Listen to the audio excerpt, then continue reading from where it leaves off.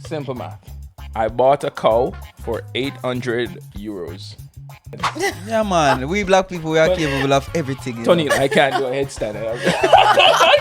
Okay, this is Las Hermanas Mangue y otros cuentos infantiles africanos. Sure, And this is El viaje del hombre.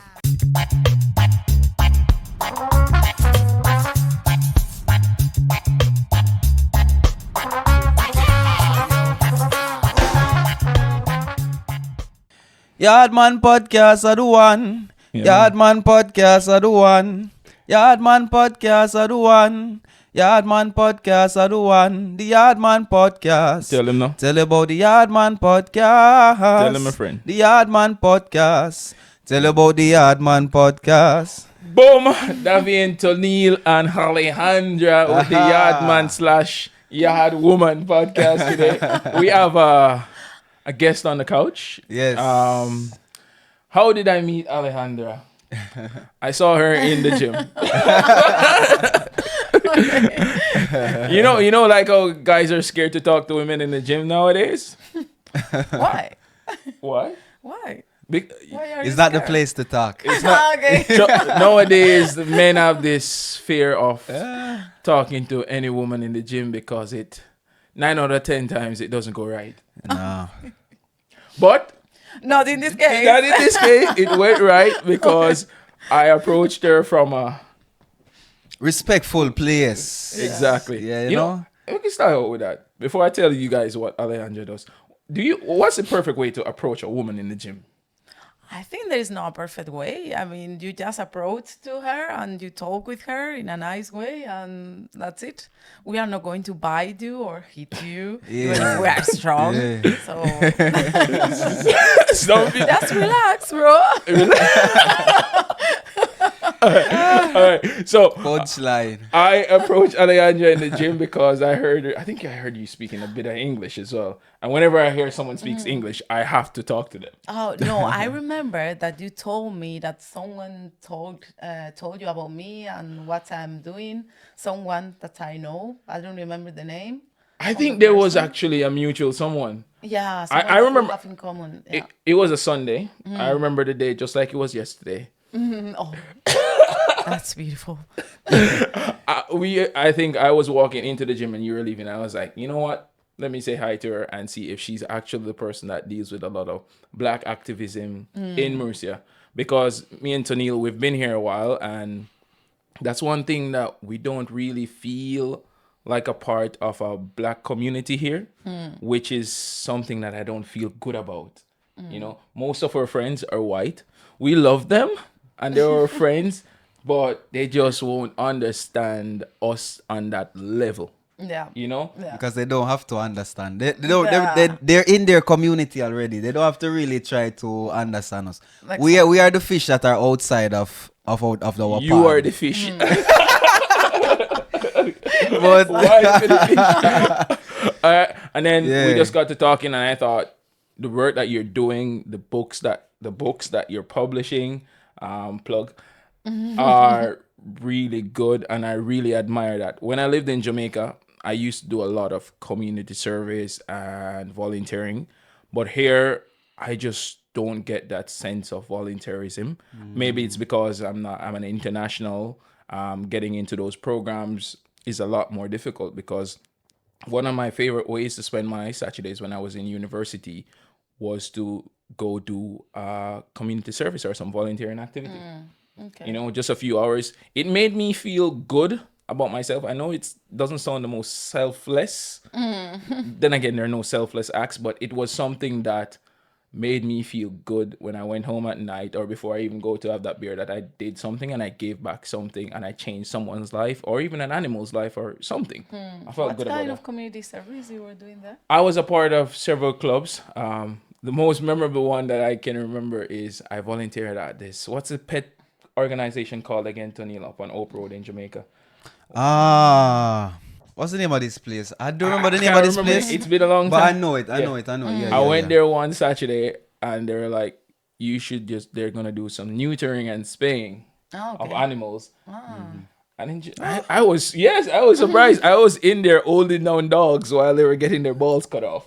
Oh, what a way to give service. And I was surprised by that. But apart from that, I used to volunteer like at children's homes. I used to be a part of a lot of community service clubs, making fundraising, buying toys for kids, reading to them, going into like the Maxfield Children's Home. And that's one in Jamaica that's quite popular, where I even had friends that came up through that children's home that I attended school with. So it was a pleasure to actually go there and help these kids. Nice. And I also had some church things. I wasn't thinking, you know what?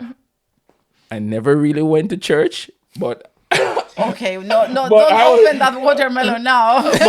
but I volunteered. I was a member of the church youth service as well. So I would go there and help talk to the youth from time to time as well.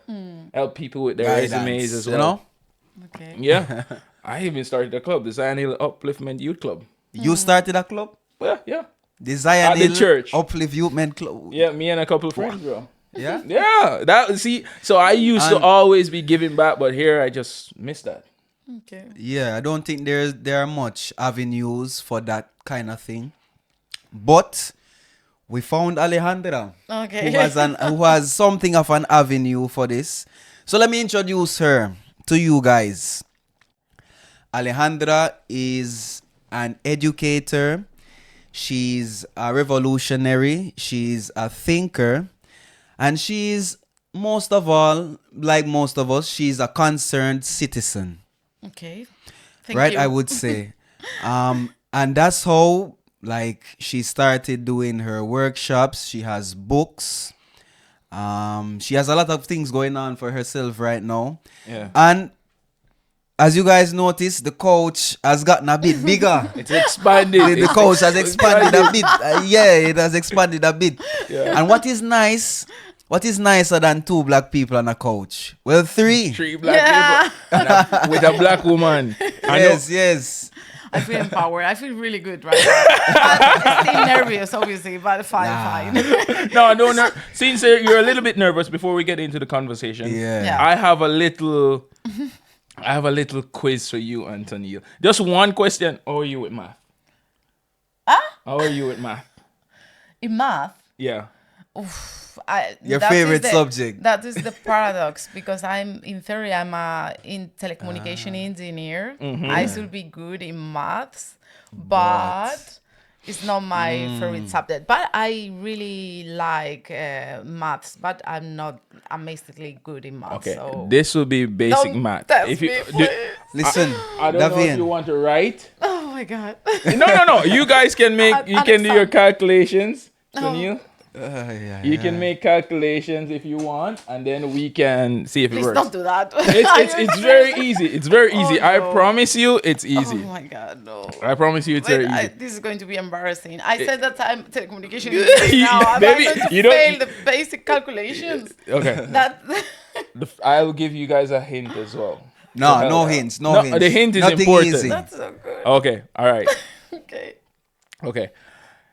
Simple math. I bought a cow for 800 euros. Bought a cow. Yeah. For 800 euros. 800 euros. Okay. I sold it for 1,000 euros. Okay. Jesus Christ, me know where you go. I bought it again for 1,100. 1100. Yes, so you bought the cow again for 1,100. 1100 is this? Yes. You bought it again? Yes, for 1,100. And then I sold it again, but this time for 1,300. And then you sold it again? Yeah, for 1,300. 30? 13. Okay. 30. 1300. Yeah, 1,300. How much did I earn? So you bought it. I bought the cow for You 800. sold it. For 1,000, yes. And then you bought it, you sold it again. How is possible? You can No, then I bought it again for 1,100. you bought the cow again. Yes. Ah, fuck. Yeah, so it's the same cow. So or You bought it, you sold it. I mean, you bought it. Yeah. Minus you sold it plus. Yeah. You yes. And then I bought it again for 1,100. and then I sold it. Okay, for I'm 1300. not going to. I'm really nervous, and I know I'm going to fail. So, and seriously, why? No, man, you why, can do it. You can do it. Tú puedes, Alejandra. Tú puedes. No, I cannot. I mean, it's Okay. impossible. I'm too nervous. And Okay. Maybe really- if you see the picture, I bought it for 800. Maybe if you see the picture, you think that's Yeah, going to help. I sold it. Okay, I for, sold it. I know the minus plus and I know the concept, so Mm-hmm. I bought it again. That means that Bought it for you- 1100. Yeah. and then I sold it for 1300. But that's the code of it, that blue thing. No, this is the co-op here. This blue thing is telling you, giving her. She and got the this hint. 200. Why? No. Because You that's don't not. need. You this don't not, need the 200 there. That was Yeah. wrong. Yeah. Then you bought it again. For- you yeah, you for- sold it again. Yeah. How much did I make? What's profit Okay, did so I this make? is the calculation. Yeah. What profit? What's the profit? The You answer already is have not. it, right? No. No? My I'm God, working. it's I'm working. impossible. I'm working. It's What not. if you It's don't not have it? impossible. I mean, okay, there we Okay. have obviously 10. This is minus, so we have this. I wish they could see And your then math we on have- screen. We have this, so this. All right. I think I have an answer. But wait. Don't. No voy a decir nada. No voy a decir nada. This is plus, no? This is a No, minus. that's you put a 1 there. That's a 1. Remember? Obviously. Oh no. See, you bought it for 800. Say You bought it. This is a minute. So yeah, minus. so you sold spent, it. yeah, so then that the yeah, so plus. that's and Then you sold it again. then you bought it again. Yeah, that is a minus. Yeah, and then you sold it again for yeah, 1300 That's it. So then you have. minus. Why is this? I don't know. You put that there. So you have minus 800, and then you had plus 1,000. Yeah, so I'm that guessing- is 200.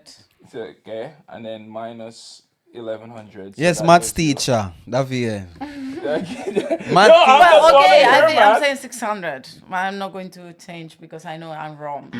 It's not 600. Tonniel. He's hiding. According to my maths, Rasta. So, let me get this straight, Rasta. So, I bought a cow for Yeah. 800 euros. Yes, I sold the cow for 1,000 euros. exactly. So right now I have 200 profit, Okay. right? Yeah, And I have 1,000 euros. Now I buy the cow again for 11. for 1,100. So I lose 200 of, I lose 100 of that profit. So I have $100 right now. Yeah. And then I sell the cow for 1,300 again. Okay. Which again 200 from that, and with the 100 from before, it should be 300 euros. You got it right, bro. Most people would say Oh, 400. Most people would say Hey. your math. Most people got 400 But why? because they don't account for the 100 loss. that the 100. Yeah, when you have to probably borrow another 100 from somebody and account for it. I don't know how you got 600. No, don't ask me. Obviously. Listen, math is not my favorite thing either. No. I'm good with equations. I can kill you with equations, but math, pure math, is not my best friend. I mean, I passed the subjects, but it was more difficult than this. I was but sweating just now. obviously, everything is relative because when you have anxiety or you are Yes, nervous, yes, true, like true. right now, me in front of all this stuff. So Oh, obviously, you can good. imagine. So take in Yes. account that. Okay. Okay, Please. guys, take it I'm easy sorry. on her. Don't She's a worry. bit nervous. English is not her Nervous first not- language. nervous is No, not- it's not the something word. great she's doing. Yeah, that's why I I'm wanted really to use. scared. That's why I wanted to do a math thing where the language would No, come into it. it didn't help. It didn't help. So Okay. yeah. Okay. You know what? How about we start off lightly? Tell me about your day. How was your day? About my day. Yeah. Yeah, how was your day week? today? I woke up a little bit late because yesterday I was in an event talking about feminist magazine that we created here in Murcia. That is really interesting. That if you want to read it, it was created here locally in Murcia with different activists, feminists, mainly white, but very interesting. And then we introduced this magazine to a short public in a library. And then I arrived a little bit late to my house because we took some beers after the event. But we are talking about today, right? No, Oh, just keep today. going, Okay, no, so keep just- keep going, don't worry. Today, I woke up a little bit It's late. okay. It's okay. I took breakfast. I went to the gym. That's how boring my life is. I went to the gym and I took a shower and I came here. So Okay, that's good. Tell me about the feminist magazine. Tell me a little bit about it, because I wasn't aware of it. Does it express like some of the same views that you have? can you repeat? So does the magazine that you read, right? Yeah. Does it represent any of your ideas? Yes. Yeah? Yeah. Well, some months ago, they asked me if I wanted to participate in this magazine because it was created by some women that created a feminist festival in Murcia. It was the first one here. They created this festival where they organized this festival in the library, in one of the main libraries here in Murcia. Yeah. That is very close to Tic Tac. So that was a huge event. And then the girls thought, okay, we want to create something else after this festival. Let's go to write some articles. They invited some people to write those articles, me included. And I wrote basically about me and why I think representation is important, about my work, and what is about being a Black woman, in all that context, especially, exactly, or a little Black What woman. do you think are some of the biggest issues that women, and more specifically Black women, are facing in Spain and in the world? In the world and in Spain, I think, obviously the world is huge. So I'm going to talk about my experience here as a mixed race girl. Obviously, the concept of intersectionality is important. I mean, I'm a Black, or let's go to say that I'm considered Black, because obviously in other countries, I am not considered Black. That's something that we can discuss here as well. But here in Europe, and specifically in Spain, I'm a mixed race or a Black person. So as a woman, there are a lot of stereotypes and a lot of ideas that come to mind to people when they see me. For example, I remember one day I was just taking a coffee in a bar, and one old guy asked me, "Do you want to work in my bar?" I mean, he directly implied that I was a waiter or a bailarina or a dancer, something like that. And I was talking with my mom at that time, and I told my mom, "Look, an old guy, directly implies that I'm some kind of." And that's I respect. Okay, that's not the problem. The problem is not that. It's respectful profession as well, be a waiter or a ballerina or a dancer, whatever. But because of how I look, and because I'm Black. Was this a long time ago? That was 6 months ago. So very recently. Okay. Yeah, very recently. Doesn't change. Yeah, Bro. It's an ongoing thing. Yeah, it's an ongoing thing. Unfortunately. So, and that happened in Alicante, but in Murcia, I had the same experiences. So, okay. Yeah. And you grew up in Spain. Your mom is Black. Yeah. And your dad is Spanish. Yes. Your mom is a champion. I see her in the gym as well. I'm gonna go to the gym too. Yeah. Bro, I think she does headstands, doesn't she? See, but the thing is, she's an old physical education teacher. Now retired. So she's past retirement age and doing headstands. Yeah, man. We Black people, we are capable of everything. Tonniel, I can't do a headstand. We are capable of 2 feet, bro. Don't underestimate you. You can do it. Who's gonna take care of me when I break my neck? Yeah, but how was it growing up here in Spain? Well, I don't.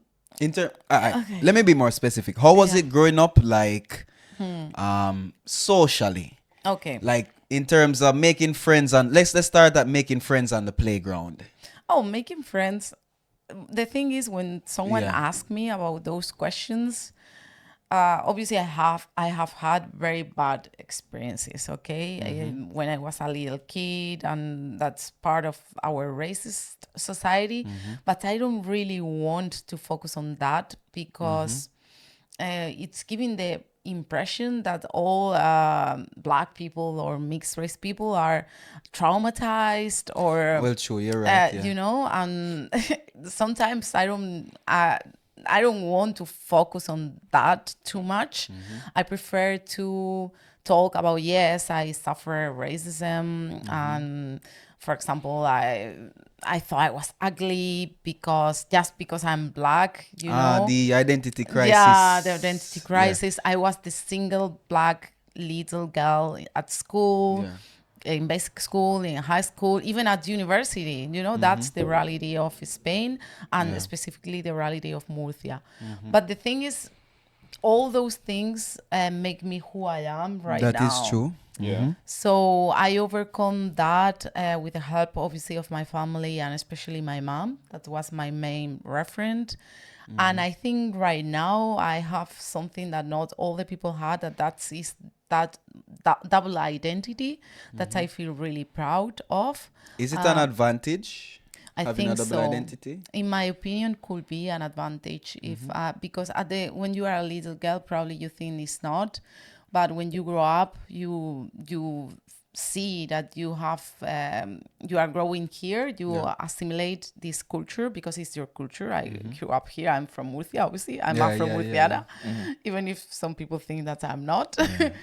But my mom also taught me her culture, her identity. She has a very strong identity, and that's why at the end you have a double view, and you develop also more empathy. Yep. So, you said that your mom is she's very cultured. She's from Guinea, right? Equatorial Guinea. Equatorial Guinea, right? Because I kind of think that eventually I will have to kind of face this kind of thing with, you know, when I want to start to have my kids, you know. I'm Jamaican. I'm very Jamaican. Very, very, very Jamaican, you know. And my partner is from here, right? So, did your mom like make it her responsibility to teach Alejandra, you have to know this, you know? Did she prepare you for the world in terms of like culturally? What she did is, because I have some identity crisis when I was a little girl, I remember that I really like to read. I read like everything, okay, every kind of thing, book, but I was not able to see anyone looking like me. That's where I want to go, yes. Exactly. It was very difficult, even in the cultural production. We had those TV shows from America or USA, but they were not Spanish. It's different. It's different culture. We are Spanish, you know, we are Afro-Spanish. So for us, it was really difficult to find reference. So my mom, what she did, because one day I asked her why I'm not represented or why I'm bad represented, because what I saw about me, about a black girl or a little mixed race girl in the books, even in my textbooks, you know, at school books, I saw poverty, colonization, slavery. We know the videos that they put in schools, because I teach in schools too, and they always put the worst videos when they want to show Africa. Always, you know. And then I thought, what is going on? Where are the heroes? Where are the writers? Where are the explorers? I really like Indiana Jones movies because there's no black explorer that you can relate to.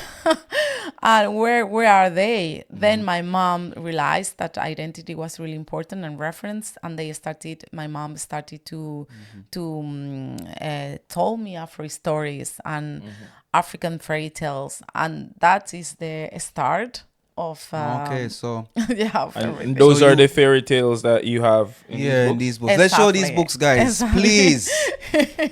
Can you tell us the name of this book? By Poto. You can get it on the website, right? Yeah, that's the editorial. So these are her books, guys. Please, if you guys can go and buy them, run them up, guys. Run them up. These are some very interesting books. Link in the description. Yes. And wait. I want you to say the name of the books. Okay, this is Las Hermanas Mangue y otros cuentos infantiles africanos. Sure, and Davian. this is El Viaje del Hombre. So there are different Afro stories that my mom used to tell me, obviously adapted by me, Yeah. because the stories suffer a change and they travel. Obviously, Of course, we have different experiences, and you interpret those stories in a different way, and that's also the beauty of the oral, no, stories. Yeah. Oral And part story of and- our Orally, identity. when you tell somebody a story, it goes for generations. And it changes, Yeah. and the meaning sometimes changes as well. Which Yeah. story would you say is your favorite? I love, but in that book, Las Hermanas Mangue, I really like that story because it's about the power of community. It's talking about the power of community. Also, is showing the power of the elderly, because in those stories there are included different aspects that, as African or Afro descendant, we should be really proud about elderly. We take care about them a lot because we know that they The got the pillars of experience. society, yeah. The wisdom, the experience. So the ancestors are really important as well. So in that story, the Las Hermanas Mangue, they showing the power of Ubuntu, working all together, being a community, and also is a story where all the protagonists are women. I want to ask you. Yeah. You said Ubuntu. Ubuntu. Sorry. That's a programming software, you know? Yeah, an operating it's a system. Debian. Yeah, it's an operating what system. like does that word have a specific meaning? Yeah, it's What does it a mean? South African. In fact, it's really a philosophy. It's a philosophy. Yeah. It's a philosophy. It's about I am if yo soy porque nosotros somos. I am because you are, right? Davian, let me explain this to you in a Jamaican way for you guys too. It's the same thing with Ratafari, Davian. The concept of I. I and I. I and I. Because as Rastas we say I. Yeah. I and I. Exactly. If I think about I think about me, and I think about you, that is a I as well. Exactly. You know, the sense of there's no separation between me and you. Exactly. We are always one. So if I think about myself, automatically, I'm thinking about you too. And if I think I want the best for myself, I want the best for you too. Exactly. And it's community. Is that And concept? it's a concept to get rid of individualism, even though you're That saying is it. I. Exactly. It's confronting that in a capitalist society, when it's empowering the individualism, this concept is talking about the opposite, about the community, and also think about communities. Everything is not just human beings. We are human beings. It's also the nature. So you are also connected with the context, with the nature, and with everything. I find that to be a very big difference with black and let's say white people. Just an example, when they deal with their elders, like the idea of me saying, "Dad, I'm gonna put you into an old age home." It's not something that It doesn't sit well with us. It doesn't sit well with us or with them in our culture. But I've realized when it comes to my white friends, they're like, "Oh yeah, my dad lives in a home," and it's totally okay and the parents are okay with that. It's so different. But I know that probably like other cultures, like the Latin culture and the Indian cultures, they also pay a lot of respect to their elders, but it's just weird to me when I see white people saying, "I'm gonna put them in a home." But you know, Davian, to comment on that, the homes that they have here, it's a way for older people to pass the time, honestly, instead of only being at home or whatever and seeing the grandparents or whatever. Because in most of those homes, it's like a community for them. They have their friends there. They take them on trips. They do activities. Even you remember when we used to play football on Saturdays? Yeah. The home that was right beside us, they used to dance. Hey, every Saturday you would see them there dancing, and you hear the merengue and the salsa and all of these things, and you see people dancing and whatever. So in the end, it's like a big community for them. Yeah. I can see the benefits of it, bro, but I could never explain that to my father. No, because You think about a grateful son. exactly. Why you can't take care of me? Why you want to send me to a home, David? Yeah. Because that's what the young take care of the old, and the old take That's care how of it you. should be. Yeah. It's a cycle. For example, my mom has a lot of proud. She's a very proud woman with a lot of power. You can see that in when you see her, and Yes. for her, exactly. I won't be able to explain to my mom, I'm going to leave you to our retired house. I think what you are saying obviously is true. For example, in Africa, in their own communities, they need to have friends. They still have to be connected with other old people, but that is a natural process. But It is, yeah. leaving her there, like a furniture or like something that Yeah, is not exactly. Yeah, See her once a month. useful anymore is quite painful. And I know that, for example, my mom, but there are different formulas right now. I know that even here, because they identify that as a problem here in this kind of society. So now they are creating kinds of projects where all elderly live together, for example, not in a residence or in a house. No, they want to live all together, so they have things in common, and they decide to be independent without the need of having, obviously they need people to take care of them if they are really old, but they can pay kind of for their freedoms, yeah, but still have your freedom. I have for us is I always think that you don't know where you are going if you don't know where you are coming from, right? Say it one more time. Say it one more time. Say it one more time, please.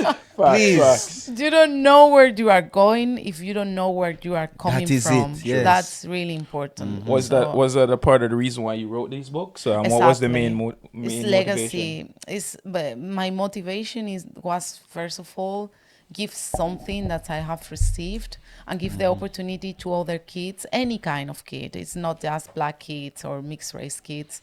Any kind of kid, to open a window to a wall, a beautiful wall that probably has been denied, or they didn't have access, or they saw them, also these societies, saw the ugly part of that wall when it's really beautiful, because Africa is not just the origin of the human being, is also the origin of knowledge, of culture, of everything, really. And that's something that it has been denied by centuries, and we need to believe on that. We need to feel empowered and powerful. So when I see those books, I really feel proud of who I'm coming from. I want to ask again. I want to get back to representation and how important it is. Because I can tell you that when I was growing up,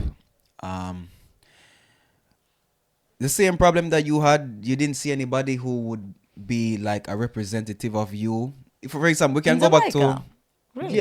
yeah. Wait a minute, explain that, cause Explain that. I never felt alone. Yeah. No. Meaning, like, as a kid, they teach us about our national heroes, but they don't actually teach you how valuable they are to us. They would comment on some things that Sam Sharp did this and this happened, but that was it. We knew the history of it, but we didn't know, for example, how valuable they are to society and their philosophy to society, right? And as a kid, they teach about the national heroes, but as a kid, you're not really focusing on that. What you see on the TV are your heroes. You see Superman, you see Batman, you see like all of these things. But you don't see any, for example, any black superheroes. You don't see any black superheroes. You would see villains who would be dressed in black. The good ones would be dressed in a lighter color or whatever. But and in the end, there was no representation to say, I want to be like Goku. So we had to choose Superman. We had to choose land. So you wanted it to be more palatable, like yes, something where kids can digest that knowledge, that know that like black people can also function in the lives that are good. Also, another thing is with the professionals. For example, usually we know that we have like professionals in Jamaica, like lawyers, doctors, politicians and all of these things. But then when it comes to like certain like key issues, they would like show us the entertainers as a landmark to, how we should aspire to be like and things like that. So we weren't really well represented. And for me, for example, when I was younger, I used to have something like a clash when it comes to like my kind of mindset, because I was grown in a home, right? It wasn't a fully Christian home. but I didn't, like, I had a lot of questions that people couldn't answer, when I was younger. And all of those things kind of stuck with me until I got to a certain age. I started to listen to music, Okay. and I got some answers for certain things in terms of, like, for example, Rastafari. Because there was nobody in my surrounding who I could ask about Rastafari. Okay. Everybody was Christian or of some other kind of religion.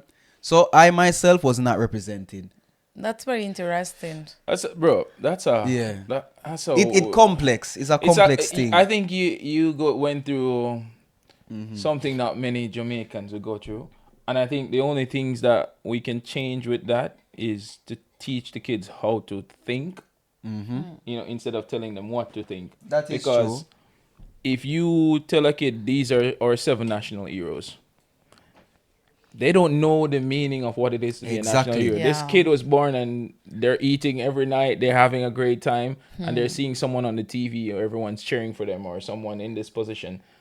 7 faces in a book doesn't really show anything until they reach a certain age, where if you taught them how to think about things, how to process information, how to digest that information, how to research information, then they can say, oh, this guy, Marcus Garvey, he's a fat guy in the book that I looked at, but his words were way ahead of its time. Yeah. Yeah. And then he can, hopefully around 16 to 18, in that period of time, they start to think and discover themselves. Because when we reach that point in our teenage, you said you had a bit of a identity crisis. I think every teenager has that. When the hormones kick in, we're like, who am I? What am I going to do in the world? But if, as a kid, they read like books like this that planted seeds of like, that was what we were. Yeah. That's what we were they missing. can do that. But that's really interesting, because imagine you are, or at least you have those reference in the book. Probably the approach to how to be close to those reference, or how to get really related with them was not the best way, or you felt a lack of connection there. Yeah. At the end, you saw on the TV that there were another lack of representation more important to you at a certain age. But imagine having nothing. I mean, imagine That's you what I was going grew to up ask you. here. Yeah. Imagine. Yeah. Like, I'm scared of that. Like, he mentioned, like, if he was to have a child here, like, Yeah. I was like, how am I if I have a child, let's say with a white woman, Yeah. probably not. Nah, we can talk about that later. If I do, and I would worry for my kid, because the other day, me and a friend, we went to one of the English speaking tandems, and we were speaking to this woman. She's a teacher. She's an English teacher. And the conversation steered to the fact that if someone is born in this country, they're just Spanish now. Because she was trying to explain to me that the identity before doesn't really matter as much as the identity now. The kid is born in Spain, so that kid is Spanish. Okay. They shouldn't have to worry about their parents' roots. And I'm like, No. if I have my kid here, he's gonna be Jamaican. Even if I have to. No, you would like for him to be Jamaican. thing- David. yeah. We would love for him to be Jamaican. No, Tonniel, this is where But David- this is where I no. But you The can- but the thing importance is, of David, culture is yeah, Davian. But the thing is, Davian, we can teach them every day. We can teach them our culture. But then when they go out in society, the society teaches them something also. Yeah, I agree. with that. And usually they abide by society's rule. In Jamaica, we do as we like. But here, when they try to do as they like. When you teach them that, they go outside and they see they can't do as they like. So they fit into the box of being Okay, well, let me ask one question. What is identity, really? What is identity? Because, for example, identity could be something that your parents are telling you that you are Jamaican. Imagine your kid has born, or he or she was born here, so then, or is going to born here, so that implies that you are going to teach them culture, Jamaican culture, but he or she is going to grow up here. But the thing is, what you said, he's going to grow up here, and then just he's going, or she is going to be Spanish. That's not true, because the society is going to be is going to see something that you cannot remove. This. Yes, True. yes. No, So no, yes. when that's how it they is. see you, that's happened to me. Obviously, I was born in Spain and I was born in Murcia. At the beginning, you are a little girl and you think, okay, my mom is black, yes, but I was born here. I'm like my friends. I Exactly. am Spanish. You don't I'm see black. color when you're Spanish. But they are telling you that you are not from here since since you are like the girl. Then identity at the end, if you are mixed race or you grew up in different cultures, is a mix of things, and then and something that you have to define by yourself. But it's very important that the parents help in that process.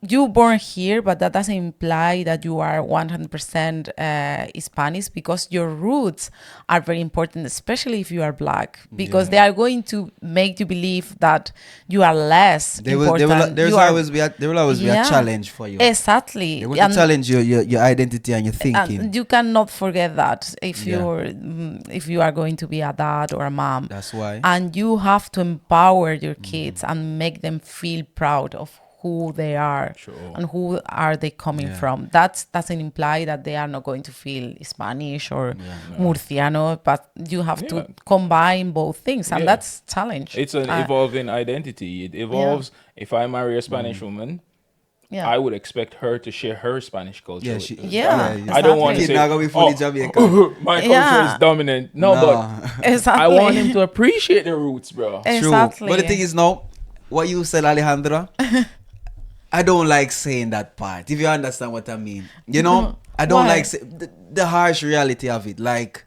you know, you can teach your kid this and they might, you know, think this, but then later, it's good to educate and enlighten, you know, your kids that society doesn't teach them anything. Because when you enlighten them, there's nothing that anybody else can tell them when you enlighten them to certain things. But the problem is, you can teach your kid everything, you know what I'm saying, and then they go out later in society and they hit into the wall of the same kind of people that might say, you're not Spanish, you are this because you don't look like me, all of that kind of thing, you know?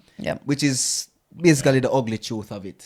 So what we can do as parents, enlighten the kids, I would believe, and give them self-confidence, and teach them stories about their culture. Teach them stories about their culture. And a different approach. I mean, I'm not talking about pettiness. I'm not talking about teach them how hard life is. It's the opposite. It's true. Positive stories, and stories where they feel proud of who they are. Yeah, because you don't want to grow a little soldier. Yeah, you want to grow a little human being. You're not trying to grow a soldier, you know, or a victim.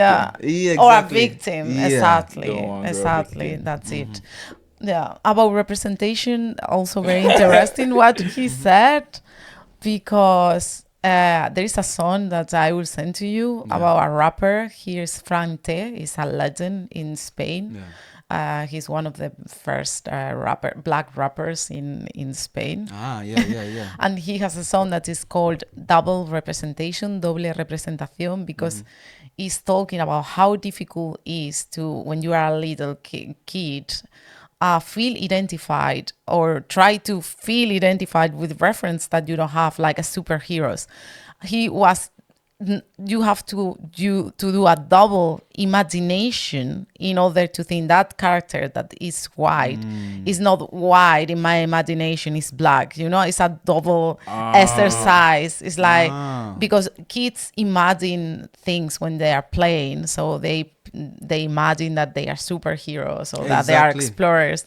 But we, in our childhood, we have to double twice, use imagination twice to color the superhero. To color. And if you're a woman, even worse, you know. And he said the same in the song. So that's why reference are really, really important in everything, in all aspects. And some people think that they are not. They are still thinking that representation is not as important, but it is, because you are giving the opportunity to the kids to be what they want to be and to think that they can be whatever they want to be, you know?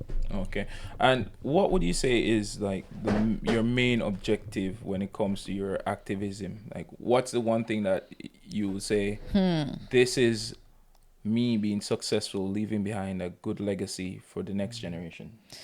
So when I see the face of a kid or of a teenager that I'm explaining the history in a different point of view, because obviously the history has been told by the winners, no? Yeah. We know True. that. Or a little kid that saw those books or read those books and feel like excited, that is enough for me. That's my legacy. That's Oh, what, nice, yeah, nice. that's how I feel proud about, really. And do you think that you have helped other parents to help teach your kids also? Have for example other parents come to you and say, "Hey, Alejandra, I love your book. It helped me to teach my kid that they can be represented another way." Or there's somebody who represents them, or has anybody come to you telling you that Yeah, sure. they've A helped a lot lot? of parents, especially, what is what is a challenge here in Spain? The adopted kids, parents that yeah, adopt black kids. There are a lot. Yeah, well, a lot, but I it's see, a good. I see a lot. I see a People lot. in I see a America, lot. they adopt Asian kids. Here, they adopt black kids. Yeah, yeah, and those parents are really lost because they don't imagine they are white parents that they didn't feel racism. They don't know even what it means being black, and then suddenly their kids are black, and they face all the challenges and all the difficulties that implies growing up a black kid here And in Spain. Yeah. And sorry to cut you. And for example, some of the cultural things that would be like racist. I wonder if that comes to the back of their mind, because you've grown here, you've heard a lot of phrases. Oof. For example, like Me pone negro. I was just about to get. I was just about to Merienda de get there. negros. Yeah, lista de Hacer el negra. indio también. Trabajar en negro, all of Trabajo de these kind chinos. of things. Yeah. So I wonder if when they have kids like these, if they get like culture awareness when it comes on to these things, or they just leave it out overall and they go through. I will tell you something. And that's why we need to understand what is the nature of racism. That is beyond those kind of things. It's an institutional problem. It's a social problem.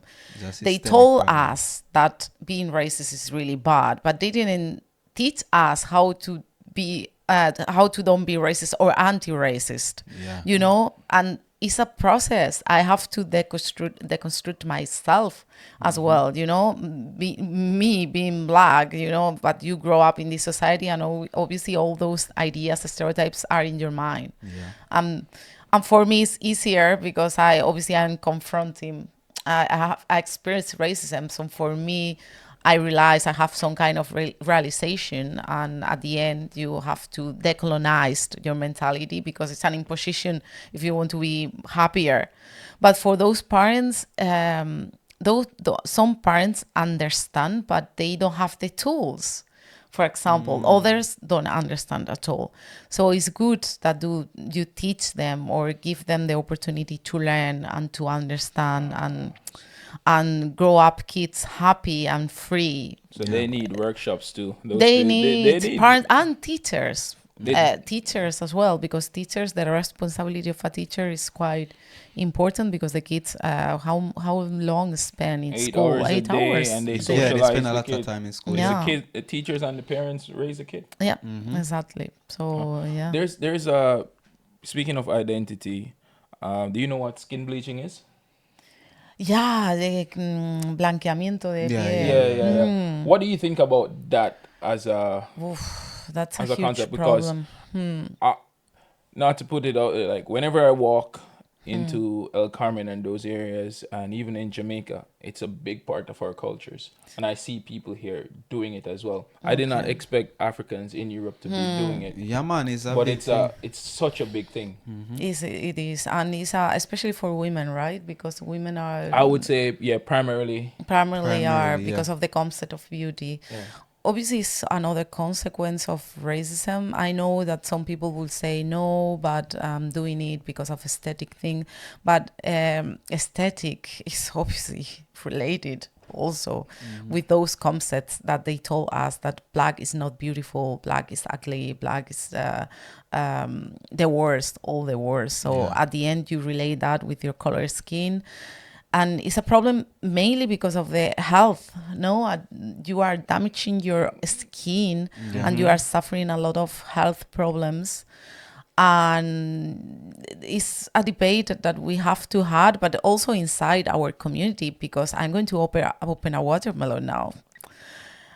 Black men, Yeah, feel free. yeah, black men don't give enough power and empowerment to their women. You know, they at the end they choose, not all of them, okay, but it's true that inside our community we see a lot of black women. We see how black men at the end decide to be with white women. I'm not saying that love is about color skin, obviously not. I'm not saying that, but that is also a consequence of racism, because in that scale of power, black women are at the bottom. Trust me, they were not saved by white men or black men. They were suffering the same oppression by black men, white men, and white women as well during the slavery. And at the end, that concept that black women are not beautiful enough or not valuable enough, or just only useful for sex, and that's all, not for being married or whatever. I don't believe in marriage, but you know what I mean. So that is a consequence of all of those concepts. How do you say in English? White bleaching. Skin bleaching. Skin bleaching, because it's used bleaching, no lejía. Yeah, basically, It is kind of a bleach. Yeah. But I do definitely understand what you're saying when it comes to how black men treat women, because personally, from my experience growing up in Jamaica, the dream was never to find a black woman and settle down with. It was always to find a lighter skinned woman. Yeah, we call them. That's the prize, the browning. We call them browning. That's the Browning. prize. Yeah.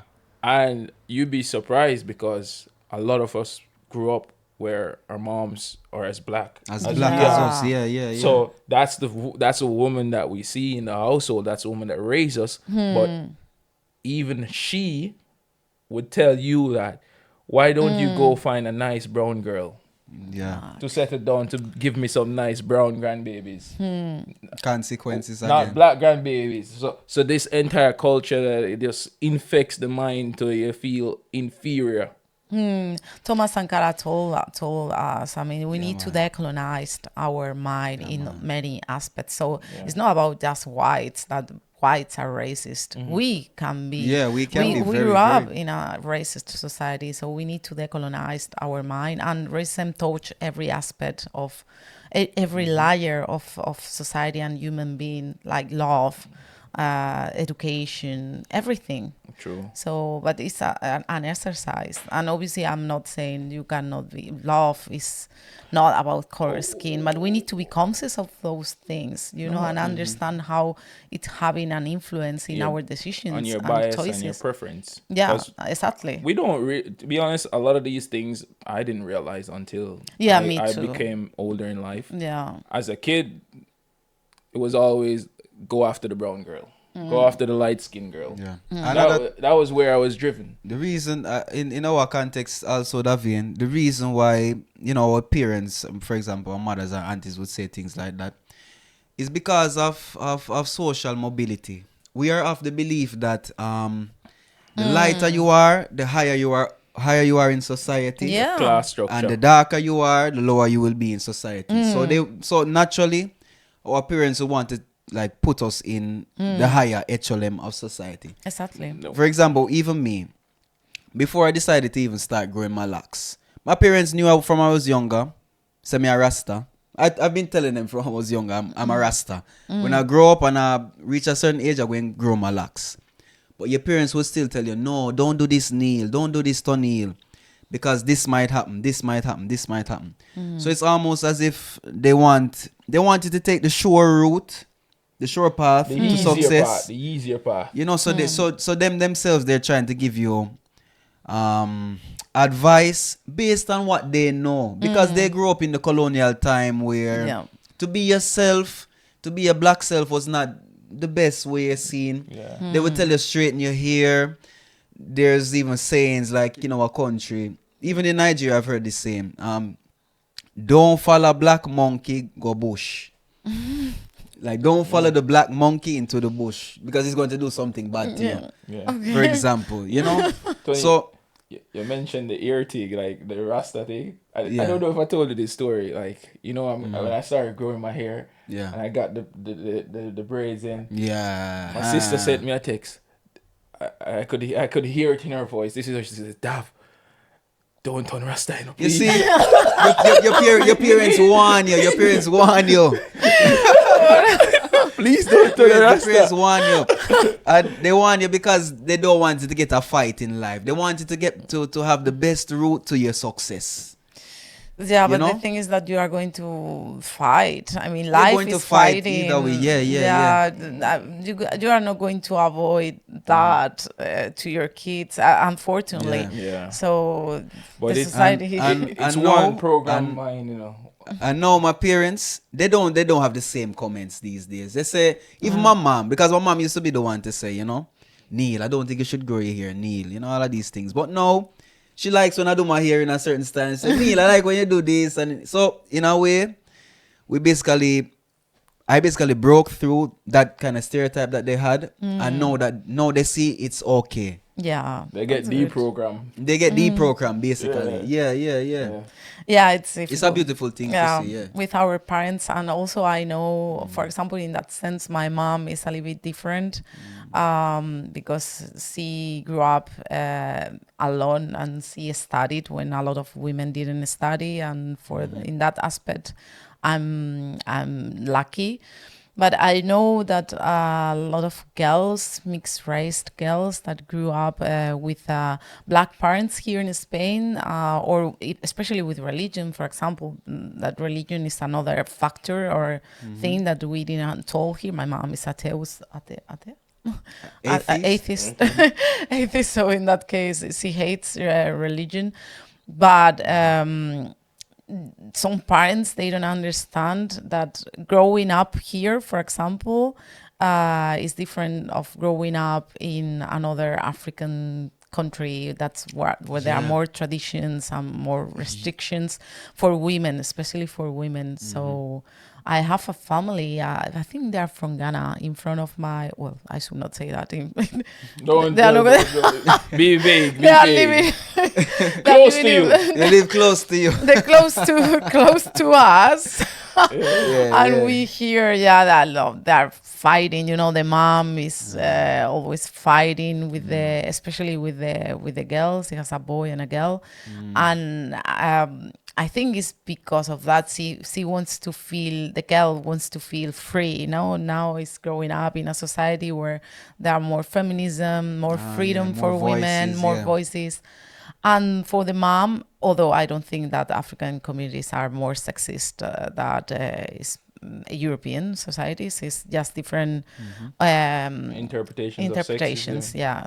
And so she wants to protect the little girl, obviously, or the girl in this case. But that is a conflict. It's creating a conflict. So it's different generations as well, and we need to understand. To backtrack a bit, you mentioned the way black men treat black women, and trust me, I'm not going to debate that, because there's a lot of my brothers out there that I feel like just like you're just a misrepresentation. How do you feel about the reverse of that, though? Because a lot of white men, they approach black women like a bit of a trophy. Like, The thing is, my opinion, I think that black women, if they could, they would prefer to be with black men. Probably that is a generalization, probably. But at the end, our men don't want to be with us, and we, as do decide to be with those that want you or treat you well or treat you properly or want to be with you. It's true that obviously some white men that are racist, is true. They treat you as hypersexualized you, and Hypersexualized. hypersexualization, and treat you as a trofeo, as you said, trofeo or trophy, A trophy. a trophy, Yeah, they see us like a trophy. a trophy. Yeah. And obviously, you don't realize about that at the beginning, because when you are young, you still are deconstructing your mind and everything. But now when you grow up, you understand that, and it's sad, and you obviously feel bad. But the main pain in our community, talking in community terms, Yeah. okay, because I'm in contact with a lot of women, Black women inside the Afro-Spanish community. Is the pain of our men don't want to be with us or don't treat us properly, And when they date white women, they behave properly. They treat them properly, with respect. And it's quite painful, And I feel that pain when I talk with my friends or Black women inside the community. So it's something that we have to talk. I think we should talk You should open a conversation. What can we as Black men do to fix that, though? So obviously a lot of deconstruction, and listening us, because being a Black man doesn't imply that you are not going to be sexist.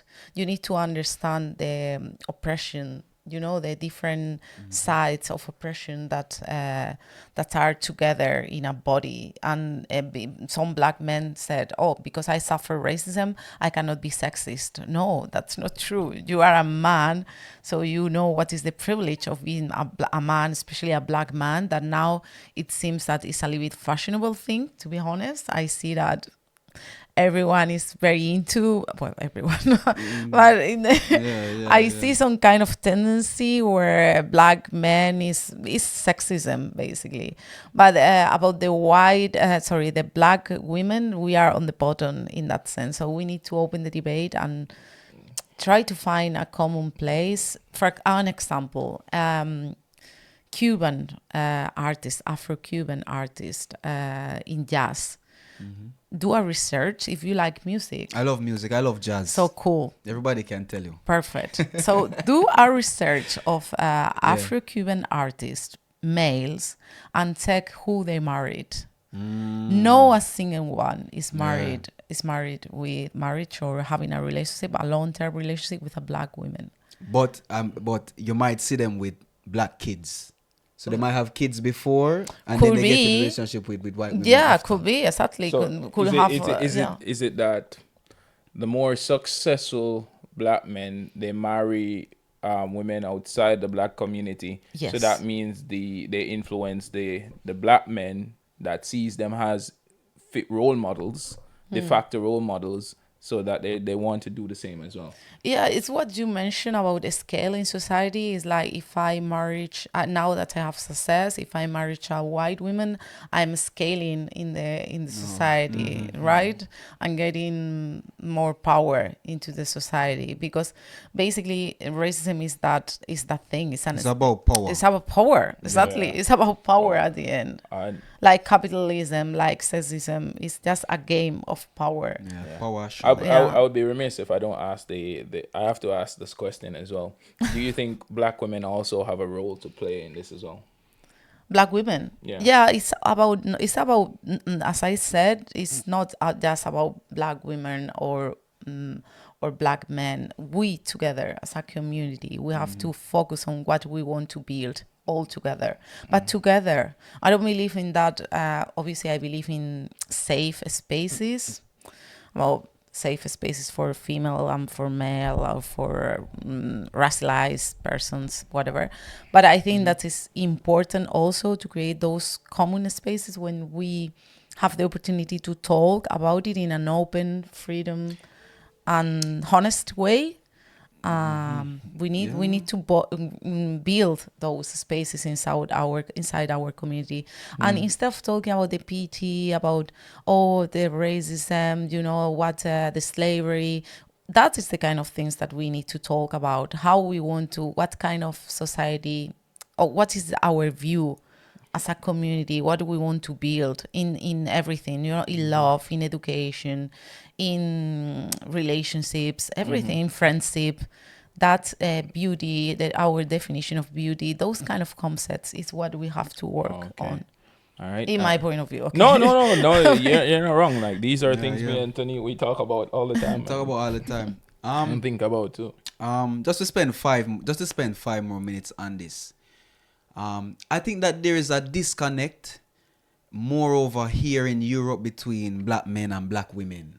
There's a big disconnect. Even for example, on the street, you might see a sister, you might want to say hi to her or whatever. But then sometimes you think that there's this air of like, because even some of my black friends who live in Madrid, Caribbean girls, they would say that some of the Africans who come to talk to them, they only come to talk to them for one thing.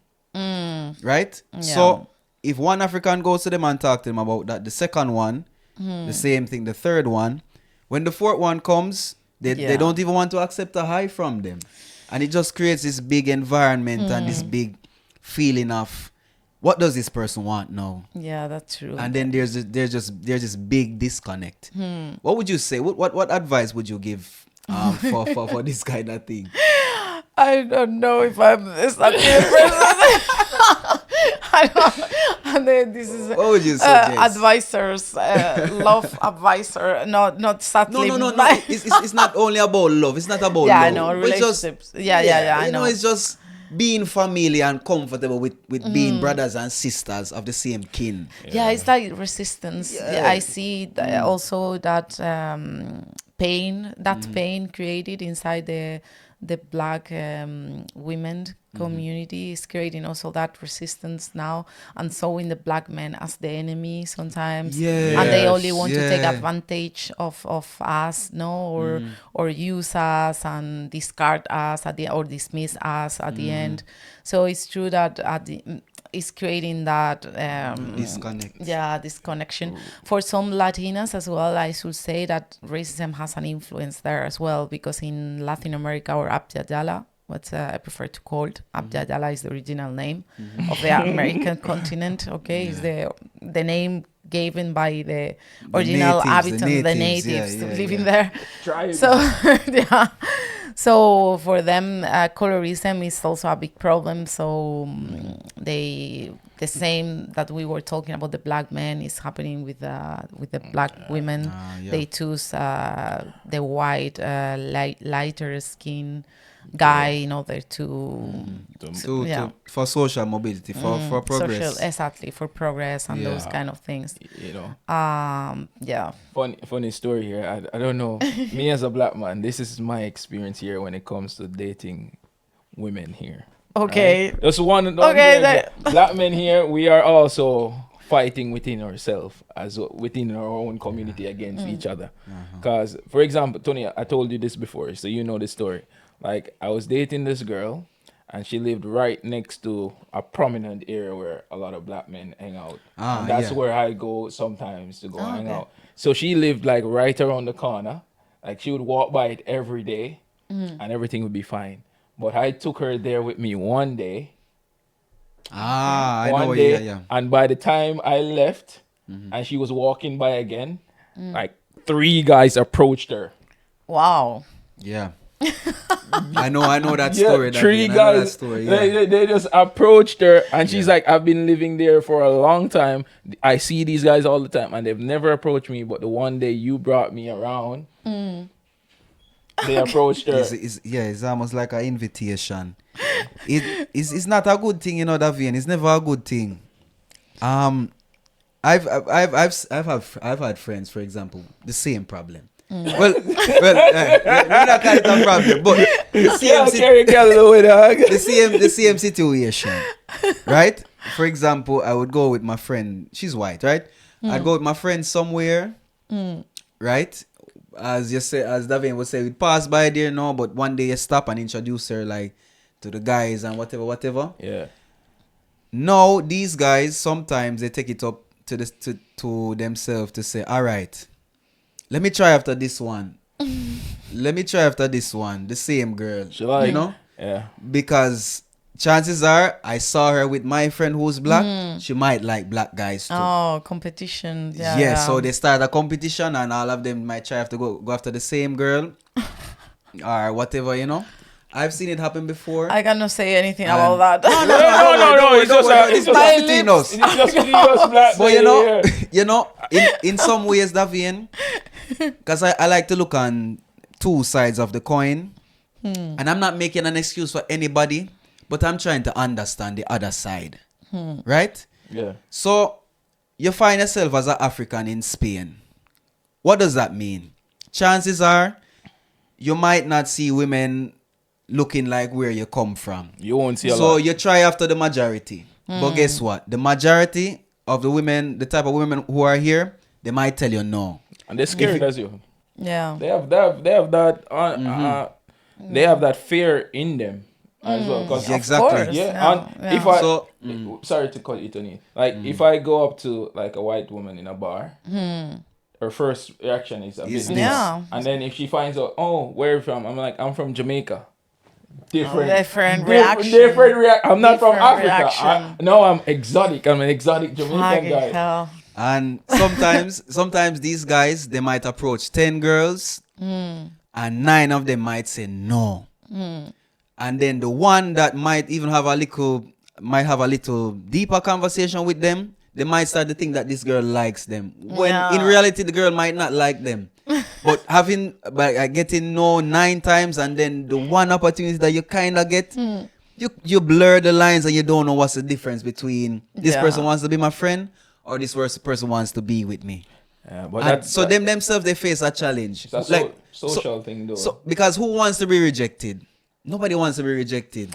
Yeah. I have to learn to deal with That it. is still. part That of the too, life. that too. Yeah. Learn to deal with And it here still. in Murcia, you learn a lot. What is your experience as black men in Murcia, for example? In what sense? It's different. Who are socialized here? You start, Davian. For me, I wouldn't say I've had a particularly difficult time. I don't feel like I'm lost. I do see a lot of white people, but then again, I surround myself with people that accept me for who I am.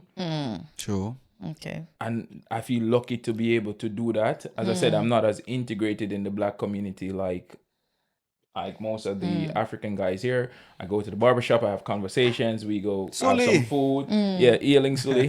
And, we go to the parties from time to time. But overall, I would say I've had a good experience in Murcia. I like Murcia. Cool. I haven't experienced most racist thing that have happened to me in Spain has happened in the bigger cities. Okay. Yeah. That's good to say. More in Barcelona? Yes. Wow. Yeah. I see you. I But- understand. Tony, what about you? I would say the same as you. I wouldn't say that I've faced any. Well, there was this one. Well, there are 2 situations where I've had encounters with the police, bad encounters. One of them I told on the podcast. But socially, I wouldn't say here in Murcia most of all, because Murcia, let's be honest, it's a different place. It's for me. Murcia is the warmest, most, loving place. Not loving, but like they help you. Tony, They're more like down to earth. Because I've lived in Madrid before, and as Davane said, in like these big metropolitan areas, the feeling and the atmosphere might be a bit different being a black man, And when I just got here, I didn't speak that good Spanish. So like, imagine asking somebody for help and then you don't even know how to ask for proper help. Yeah. But here, when I came here, my Spanish kind of improved. So people see that I can relate with them a bit more. So they kind of open their arms to me. And another thing, I feel like sometimes when people see me on the street, they're kind of curious as to... Okay. you get a look. I get a look, because of my looks, because I don't know the way how I dress, for example, or my music sometimes, because, I go boomy with my music on my scooter. So I can have like a different reaction. But I've had, situations like people. I remember this night out. You remember, my friend who I always buy GoFresh from? Yeah. The Spanish guy there, yeah. I was talking to him, because some nights when I would go out late and whatever, I used to like eating gaufres, right? He likes his waffle at the end of the night. He likes a waffle. Yeah, waffles. Sorry, not gaufre. Waffles. He's Yeah. like his Go waffle. for it. Yeah, go for it. Go for it. Go for it. And I was That's talking about to the guy because many of my friends, sometimes we'd stop and talk just for 15 minutes or 20 minutes. He's cool, I'm cool. And a set of people came up to buy waffles from him. And then while I was there, they decided to make this joke. They basically said to me, "Is it true that Oh, you're Yeah. bigger than the rest or whatever?" And then me and the guy there, we were like, yeah. Yeah. I took it with a smile that day, but inside I was bubbling up. It's I a wanted to micro- answer the them, Yeah. the microaggression. but But yeah. Tony, to add to our thing is our experience. I don't think it's an accurate representation No, it is. of a It is black man not. in It is Spain. not. I don't. We think live it a is. very privileged life. That's as a That black is. man. It is not. We live a That's very true. privileged It life. is not. Yeah. We speak English. We speak a bit of Spanish. We That's work true. in jobs where we get respect based on our professions. We spend a lot of time with international people, and people that are international and Yeah. travel more, they tend to have a more open mind. That so is we get true. treated better. We're not tossed in on Into deep- society with, in the with deep end. nothing. Yeah. Yeah, sadly, talking about layers of privilege, that is Yeah, that's very we have- important we have a thing. little It's bit of very privilege with interesting. that. So But our it's, experience. it's true that bigger cities are more Cold. cold, Mass free, obviously, and Yeah. dangerous, and that's why I don't like them. Really, I was That's, living in that's Madrid. that's my main Barcelona, reason yeah. to come here to Murcia. Yeah, the big city. Yeah. And they say Murcia is the most racist spot. They say that all the time. Yeah, with the Vox and all of Yeah, those, that's another interesting thing. Boxes from here. But as you say, Tony, we live a more privileged life. Yeah. But Yeah, that's we're it. running short on time. So, but I want to ask you one question that has affected the world: the recent re-election of Donald Trump and some of his policies that he has put in place already, some of the executive orders. How do you think that will change the world? Trump changed the world, or how is going to change the world? How is Affect it- the world. Yeah, how is- affect. Even it can be a positive or a negative change, but overall it's still a change. Obviously, it's not going to be positive for us. Well, who knows? Hopefully. Well, a lot of black people vote for Trump. Let's be Yeah, honest. that's Yeah. true. Yeah, Let's be yeah. honest. They have their reasons. Oof, I'm not very political person. I mean, I'm political person in my daily life, but I'm not really. I don't know how to say that without sound bad. They're going to think, oh, this girl is disconnected from the world. But at the end, obviously, those politicians are the majority of people that are going to suffer their policies are those less privileged. Exactly what we talked. And for that reason, we need to avoid those kind of guys or people rich. And it's not just about the color scheme, because Kamala Harris, I think, is exactly the same with a different appearance. You need to research about the policies of those people that achieve power. What did they do? What are their ideas? What are behind their policies farther than the appearance? Some people nowadays is all marketing, social networks, and we just see brown skin or certain origin, and we think, oh, this is our ally. Not at all. No way. Probably Kamala Harris is even worse than Trump. I have to say that, because it's very important, because Trump, you see Trump and it's obvious it's a moron, but it's my opinion. But moron is correct. Moron. Could be a Mormon. No Mormon. Could be a Mormon. Mormon, no. Moron. Moron. With a lot of money. But Kamala Harris is exactly the same, and she pretends to be more left-handed. How is going to affect the world? Obviously, not for good. A person that is saying that only see men and women and don't see transgender or non-binary That's a genders. problem, yeah. it's a problem because I think I'm open in that sense, in the terms of, I define myself as heterosexual, but not strictly heterosexual. For example, I'm more open-minded in that sense, or I feel more, Liberating. Whatever you want to express or to say. But some people think, oh, if I'm this or heterosexual, it's not going to affect me. If I'm not black, it's not going to affect me.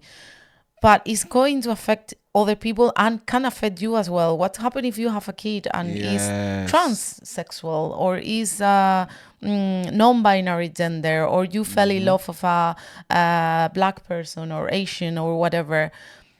Sometimes we have a reductive view of our world, where the world, we are a community, and if you are affected, I am going to be affected. We are getting the world worse. No, it's not with less freedom, with less solidarity, individualism, capitalism. That we understand that capitalism. Okay, we are living there. I'm not super fan of capitalism. To be honest, I accept, but I'm not going to be a slave of capitalism. Never be a slave. Never be a slave. Never. It's always good to emancipate your mind from these kinds of things. Always. But I'm not an analyst, political analyst. So probably what I'm saying is bullshit. No. All right. That's the thing when it comes to this, everyone, it's better to have some sort of opinion than no opinion. Okay. But you get a conversation going, bro. No, always. But you're not even saying that I'm not political. That's a political statement. You're apolitical. You're against the system. Exactly, that's a political statement. Yeah. But yeah. All right, Alejandra, I think we're gonna have to have you back because there's so many. Okay. Yes. To talk Cool. about. And it was less painful than I thought. That's so bad. You see? Where can we find your book? Yeah. Okay. So I hope. Where can they buy it? Okay. Sorry. Yes. Where can we buy your books? So you can buy it in Traperos, Librería Traperos, the Traperos bookstore in Murcia, or online in www.potopoto.es. We'll put it in the links below, and let me open the book to show. So you can just basically go to your favorite bookstore and ask for the book, and they will contact us, and we will. The cover. Yeah. It's really nice. It's a nice book. Anansi story. Yeah. Anansi. Anansi stories. My dad used to tell me a lot. Oh my God. Those are still my favorite stories. Anansi really. So in Equatorial Guinea, we have the stories of the turtle and the cheetah. The turtle is the clever one that is always cheating the cheetah, the leopard. Yeah. Anansi is the mischievous person. Yeah. Always tricking the other animals. And is there anything that you would want to say to anyone? Anything you want to promote? Any upcoming thing? Well, I just want to say thank you very much for inviting me to the program. I'm quite shy, so for me it was slightly difficult. It's taken me months of convincing. Literally. I would just say that be happy and enjoy life and be nice with the world, and try to embrace your origins. Definitely. And understand people that probably you think that they are very far away from you, but at the end we are all human beings, and that's what we have in common. So yes. Thank you so much for coming. I know it took a lot, not in your native language as well, but trust me, you did a wonderful job, and I really appreciate it. Now I can stop bothering you in the gym. Thank you very much. No, I said thank you. Okay. I know we have our final segment. We normally put a song on our playlist. Okay. Tonniel's tunes. Tonniel has a song. Do you have a song? You mentioned a song as well. I mentioned a song. Could you tell the song again? Yeah, it's called Doble Representación, Double Representation of Frank T. That in fact he has a podcast that is quite interesting. It's quite No hay negros en el Tíbet. I know that podcast. So that's the guy. That's the guy. Okay. Nice. He's the rapper. So I will send to you the song. All right. And I have a song today by Sheung Kuti, which is called Black Woman. Yeah, this song teaches you that, the black woman was the first one to do it. She was our first mother, our first love, our first God, our first provide our first everything. So we should not Empress forget or about it. queen. Beautiful. Yes. And to finish the episode, I would like to leave you guys with also the words of Shehu Kuti. He said this on one of his live videos, and this thing stayed with me. It's a prayer, actually. It's a prayer that says, let us not be blessed by the ancestors and we squander it. Amen. Oh. That's it. We out. All right, guys, we out. Saluda. Saluda.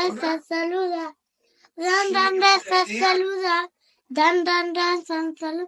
Me llama Posca. Me llama Posca. Me llama Posca. Me llama Posca. Subscribe now. We out.